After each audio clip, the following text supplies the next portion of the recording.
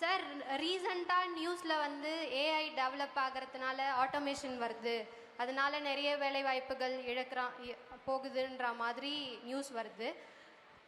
அதனால் நாங்கள் நிறைய வேலை வாய்ப்புகள் போகிறதையும் எங்கள் ஜென்ரேஷன் நாங்கள் பார்த்துன்னு இருக்கோம்.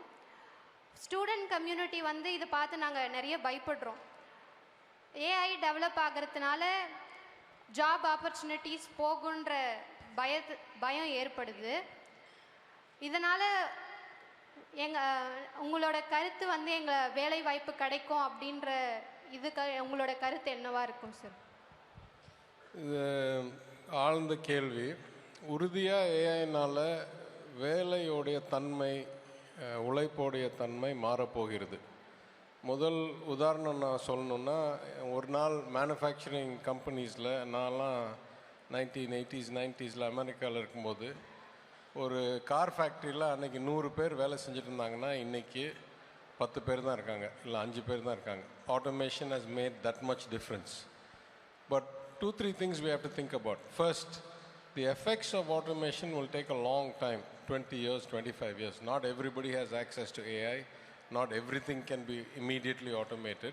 Over time, it will change the nature of work. Second, what work will change? The more routine, repeatable, low-end programming, coding work will change. And that will be replaced by more creative, more individualistic, and more niche things. But there's so much upside of AI. Many of you may be students using AI for your answers and for other things. But I can give you a simple example. My friend Suresh Sambandam is here. We made an app, or he made an app for the DMK Manifesto Committee, AI app, to get all the inputs from the people. He was telling me that pre-AI, that would have taken 10 or 15 people 2 or 3 months to make. Now he was able to make that app with one person in 1 week because AI writes the code itself.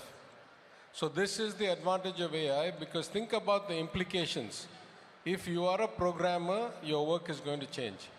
ஆனால் உங்களை மாதிரி ஆள் உங்கள் துறையில் நீங்கள் ஏதாவது ஒரு ஆராய்ச்சி பண்ணும், இல்லை டேட்டாவை எடுத்து வகுக்கணுன்னா முன்னால் உங்களால் முடியவே முடியாது. ஏன்னா உங்களால் ப்ரோக்ராம் எழுத முடியாது. நீங்கள் யார்ட்டையாவது போய் ஒரு சாஃப்ட்வேர் உருவாக்கி கொடுங்க, அதை வச்சு நான் ஆய்வு செய்கிறேன், இல்லை ஆராய்ச்சி செய்கிறேன், இல்லை தகவல் தீட்டுறேன்னு நீங்கள் சொல்ல முடியும்.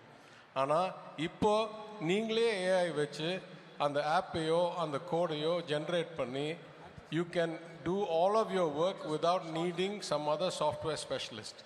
So in all kinds of fields, it is going to bring democratization